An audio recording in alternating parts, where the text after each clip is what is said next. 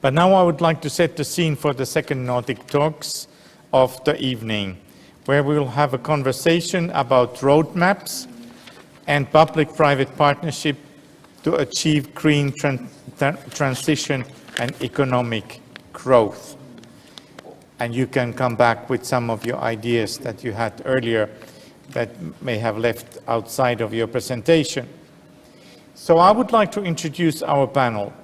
Malin Strand, policy strategist from fossil-free Sweden, and celebrating her birthday today. Inhee Chung, sustainability expert from my favorite company, LG Chem. And then Byung-Ki Chung, renowned president of the Green Technology Center, Korea. And also warm welcome to the always so great ambassador of Denmark, Einar Jensen.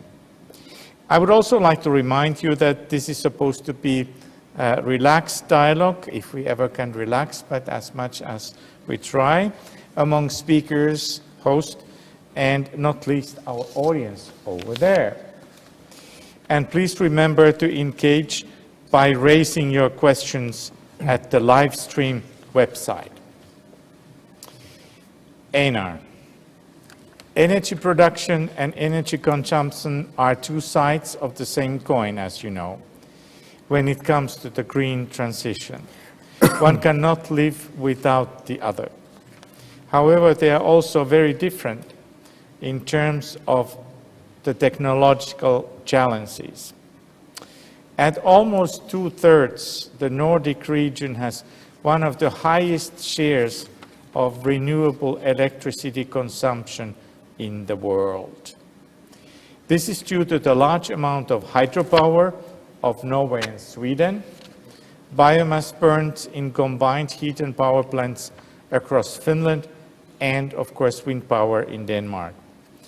In fact, Denmark is generally considered as one of the most ambitious countries when it comes to green transition policy. So Einar, you're a specialist in this field. Would you care to share some of your insights from the recent political developments and initiatives in Denmark relating to the topic we are discussing here tonight? Yes, Pekka, most certainly. But before I do that, I just want to congratulate Korea on the Green New Deal from last year, and also the decision on net zero by 2050. It's great goals, and some might think it's too ambitious, but I think it will lead you on the right track. I fully agree with you, Pekka, that consumption and production goes hand in hand. We need to reduce, and so that we do not need too much energy, but we will always need energy. And in Sweden and Norway, they are blessed with a lot of hydropower, and you have biomass in Finland. But we were stuck a little bit behind. So for many years, I think we were using a lot of fossil fuel, and it was only 25 years ago we started to actually build a lot of wind farms and windmills. The first wind farm was built 30 years ago, and 25 years ago we had 5% renewable energy. Now we have 70% renewable energy in our electricity. 50% comes from wind farms. In Denmark, we also set a target of 70% reduction of emission by 2030. And like in Sweden, we tasked a number of CEOs, 13 I believe it was, to come up with the ideas for each sector how to reduce. But no matter how much we reduce, we still need energy. And in Denmark, we believe that the wind energy is a way forward for us. And so more renewable energy, and that's what I would like to talk a little bit about today. The space in Denmark is more or less taken on land, so we really are looking at the sea by now. And that's where we want to put up the power stations. And actually at sea, the first one was built 30 years ago. And now, just 2 weeks ago, our parliament decided we will build the first energy island. 80 kilometers out of the west coast of Denmark, an energy island that will have 3 gigawatt for a beginning and maybe up to 10 gigawatt in the end. So 3 gigawatt will help power 3 million households. That is what we have in Denmark. and so we will actually be exporting a lot of our energy. We also see that when it's very windy in Denmark, we produce a lot more than we need, and so the power we are going to turn into power to X. Just this week it was announced that in Esbjerg we will put up one big plant, 1 billion euro will be set up to produce green energy, and it will be in fertilizer ammonia, but also ammonia that can power ships and so on. So I think the track, as we see it, is produce a lot of renewables, share some of that with other countries, and we're happy to share with Norway and Sweden in this power grid we have together, and then produce some power to X for the future. That's how we see it in Denmark. It will still take some years, but that's our direction.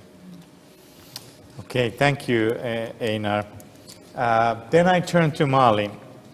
Malin, greener policies can definitely create jobs, drive growth, and contribute to a more sustainable and equitable economy. The return on investment is not purely environmental, but also social and economic. You had a great presentation showing that there's a really big political will also in Sweden to go ahead. But still, what is keeping us back? Yeah, that's a great question, and of course very important to get started and to speed up. But many of these sectors are in need of new technology and big technology shifts from their old technology. So big investments are needed, new business models are needed. They need to cooperate a lot more with their whole value chain. Because in many cases, the value comes out first in the end of the value chain. So they have to do new cooperations that they haven't done before. Also, we need to, of course, in some markets, speed up the demand for green products. And that you can do in different ways, of course, and the state and the EU and other are, of course, can of course use different tools like public procurement, or as previous talkers talked about, private procurement, of course, really important. And in some cases also the state need to support this shift, sometimes with money, sometimes with new regulations, and sometimes by alternative. So, well, that's a short start of an answer, at least. Thank you, Malin. Then I would like to turn to Mrs. Chung. You already presented ideas from the LG Chem, but I'd like to hear more how LG Chem is contributing to the green transition here in Korea. And also, I think you already made references that of the Korean companies committing to net zero 2050 by making plans for becoming CO neutral. How do you see this processing? I saw recently Mr. Byung-Ki and he was really ready to jump and go to all Korean companies and start telling them what to do next. How do you see this progressing? Thank you for the question. So LG Chem, being a predominantly petrochemical-based company that has grown significantly, really sort of try to turn around and be part of the solution as opposed to be part of the problem. And I think it's partly because it's a matter of survival, as Mr. Dr. Chung said. But I think, you know, the likes of LG Chem would like to shape the future because the chemical products is actually everywhere. I mean, like over 70% of what we use is made of the chemical products that we manufacture from LG Chem, from BASF, etc. So I think that was a starting point. And another starting point was we had a new CEO back in 2019 who really understood the topic and really pushed this agenda forward. And you know, chemical industry can be very traditional, and you know, the business as usual still works for us. But having that foresight and having that vision and communicating the vision to the rest of the employees has been quite instrumental, I think, in really going ahead of the curve as much as possible. So last year, with all the climate neutrality commitments, LG Chem also came up with this strategy, sustainability strategy, which a big part of that was climate neutral growth by 2050. So that was a commitment. Now we had to come up with a roadmap and implementation plan. And of course, we were looking at three big areas. One is obviously climate action, because we have to be climate neutral by 2050, where we are reducing as much as possible through energy efficiency measures, using like digital transformation or ICT measures to do that, because energy efficiency has reached its limit as well in Korea. We're also looking at procuring renewable energy, renewable electricity to fuel our operations, hence, going for the RE100 campaign and RE100 commitment. Of course, in Korea, the environment is still not there, because there are not many sort of independent power producers that we can do a sort of power purchase agreement with. But in other countries that exist, like China and in the US, for example, where we are actively pursuing that. So procuring renewable electricity to fuel our operations has been a big part of our sort of implementation strategy.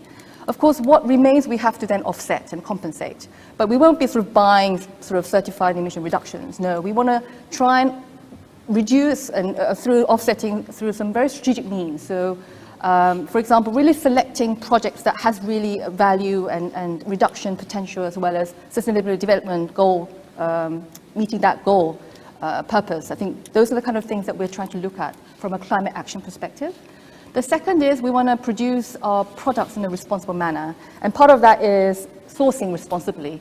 Especially with the battery, with the cobalt from DRC, for example, child labor has become an issue, and responsible mining initiative is another initiative that we have been part of. So really producing our products in a responsible way, from sourcing to reducing the embodied carbon as much as possible, is another way that we're also doing. And we're doing that by really understanding the life cycle impacts of the product, and also looking at our supply chain to see how we can make sure that we can help them to reduce their emissions, because at the end of the day, it adds up to the embodied carbon that we produce. The third element is really operationalizing the circular economy, really closing the loop as much as we can in our operations. Because some products is plastic, and of course plastic is another environmental hazard, if you will, it's a toxic commodity in many ways after its use. But we want to make sure that we can maybe collect them and reuse it. And we already have some products called post-consumer recycled plastics that we can use for making like computer covers or electronic good covers. So there are some products already that we have that can be actually utilized from a post-consumer recycled plastics. So how do we make sure that we really adopt the circular economy, industrial ecology concept to close the loop and achieve the efficiency, the resource efficiency as much as we can. And by doing so, we protect the environment, we enhance the biodiversity, etc. So three areas: climate action, responsible products, and circular economy and industrial ecology, and really adopting that into our daily operations. So those are the three main things. Thank you, Mrs. Chung. I think your list is very impressive, the to-do list, and also you interestingly brought the issue of the ethics that I wanted to highlight in the earlier panel, that how important we make the decisions, who we support with our decisions. So those are very important. Ambassador, can I just add to, and respond to your next question, which is the Korean companies. I was just zooming in on LG Chem too much, but you're right, a lot of Korean companies have really taken this issue at heart. And I think, especially this year and last year, a lot of companies have expressed great interest in what we call ESG issues, the environmental social governance. I think it's because the financial sector has really come on board on this. And I mean, what you can see in the media are the likes of SK Group, Shinhan Financial Group, Hyundai Motors is now jumping into the bandwagon.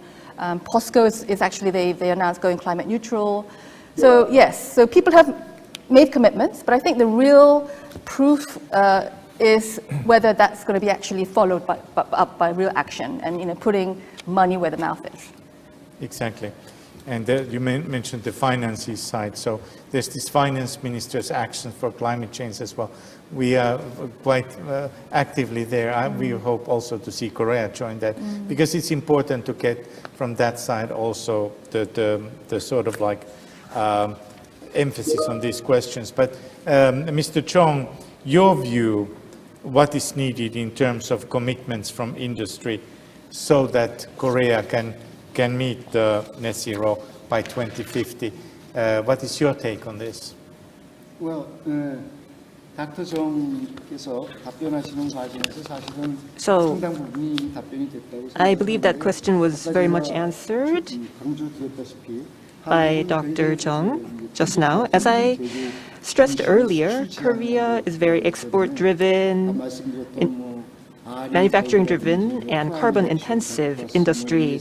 So RE100 ESG emphasis and border carbon tax.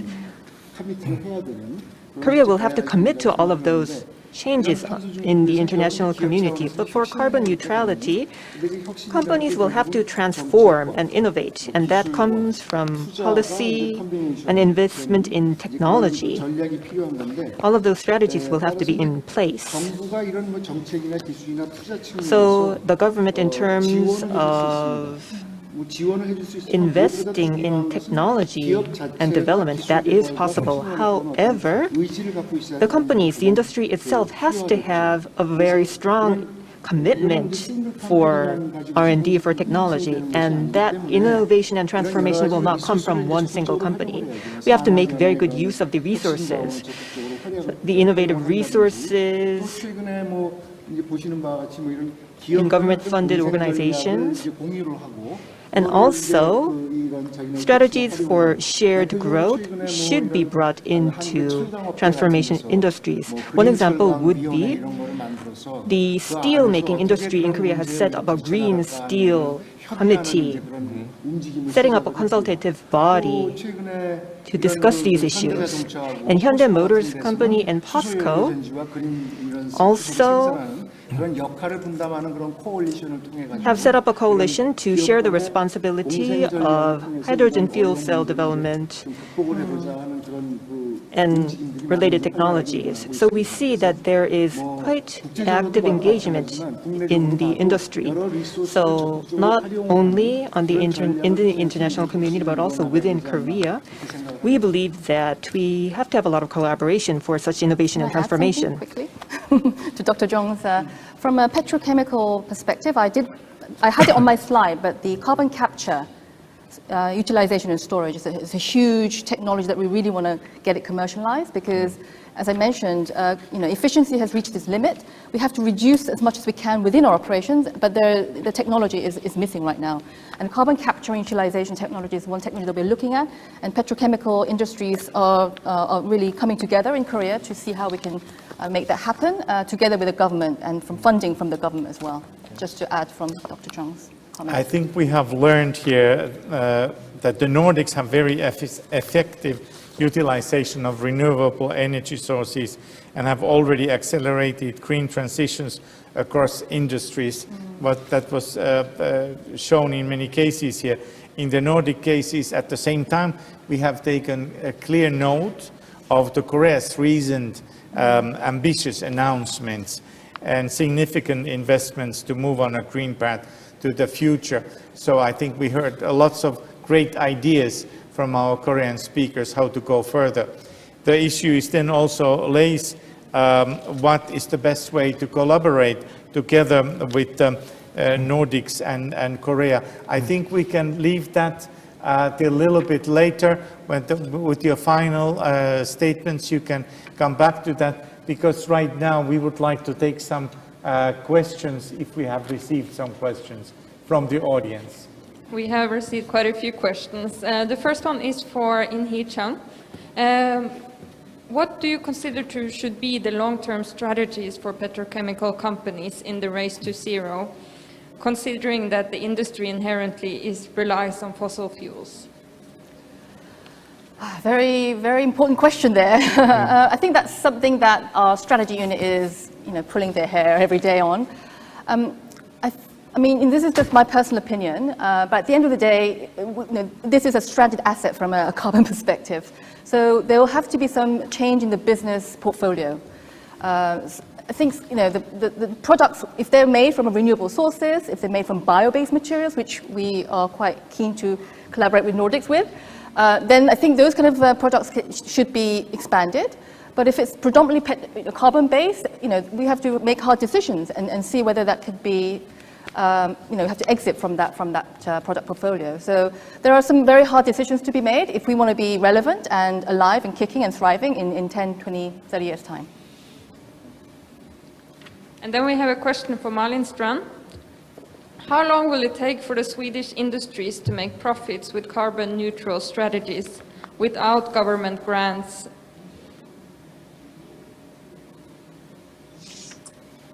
Oh, that's a tricky question. So how long it will take for the industry to do a transition without government grants? Of course, it depends on the total market, how fast it moves, how fast it creates demand for these type of products.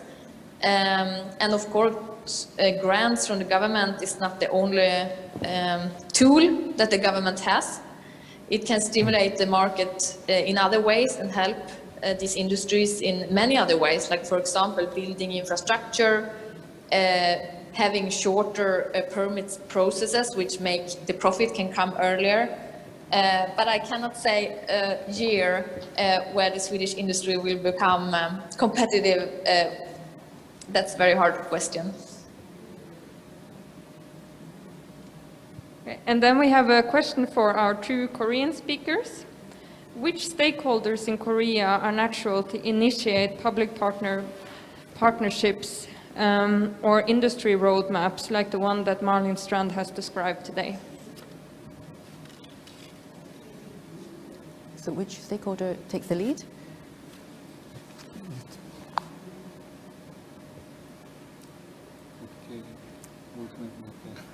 Okay, maybe I can start a little bit.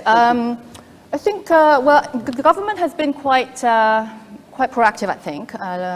Since I joined LG Chem, I've attended, a good 4, 5, 6 sort of government industry type of dialogue.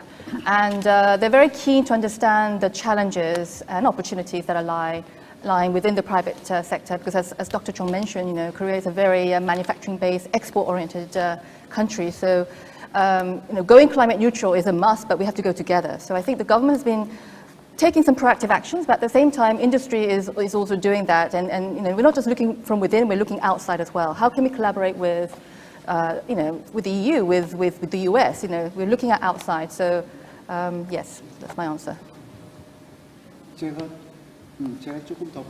To add on to that point, I think this might be coming from a different context.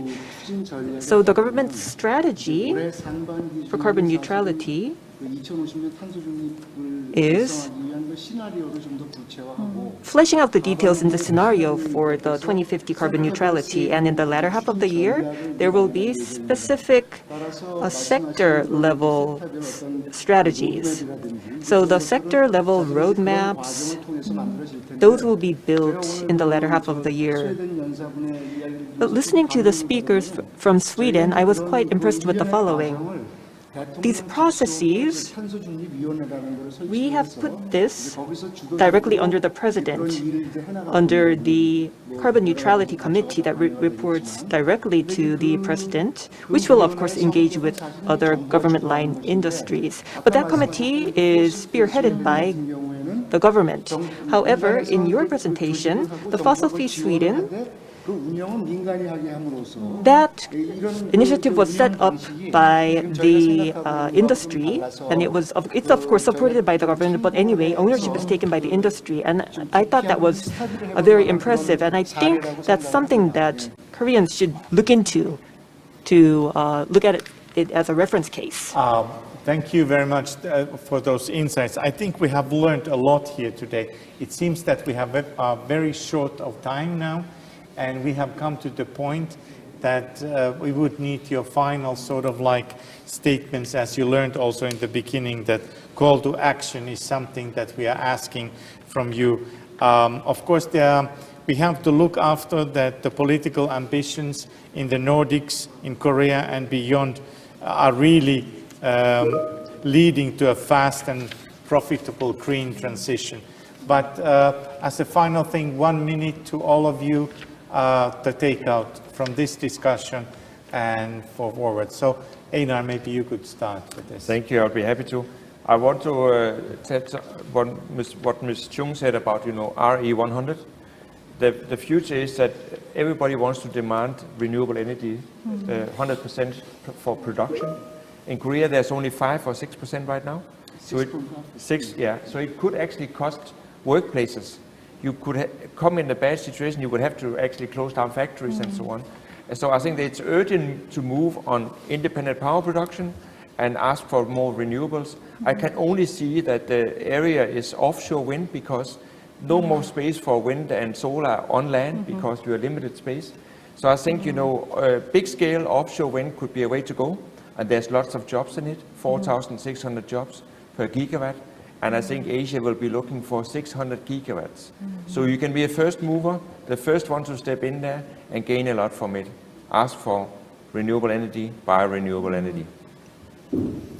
Dr. Chung? Well, I think change and innovation really starts quite small. Although we've been talking about government policies and funding and corporations, I feel that we as individuals have also a role to play in really shifting the way forward. So my one-liner would be, innovation starts with you. Thank you. Malin, now I give the word for you. Thank you. It was really inspiring to hear the both Korean persons and the two neighbor ambassadors, of course. I have a two-parted topic. And first, think about what you can do already today and communicate it. And it was really nice to hear from Chem, the new CEO, seems to have that approach. Second part of this is also phrase what you need help with. We're fleshing out the details and setting up strategies within this year. And this needs a nationwide transformation. So it has to engage all of the stakeholders. All of the stakeholders have to participate in setting up those strategies. So you shouldn't sit back. Even the general public has to understand the urgency of the situation, and I invite you to participate in the situation by raising your own opinions as well. That was absolutely fantastic, and the time is just over for the panel. So Korea definitely has the potential, as we have seen. We wrote even to a newspaper, the climate champion here of Asia. And together with the Nordics, we can truly lead the global green transition. Many great ideas have come up here today.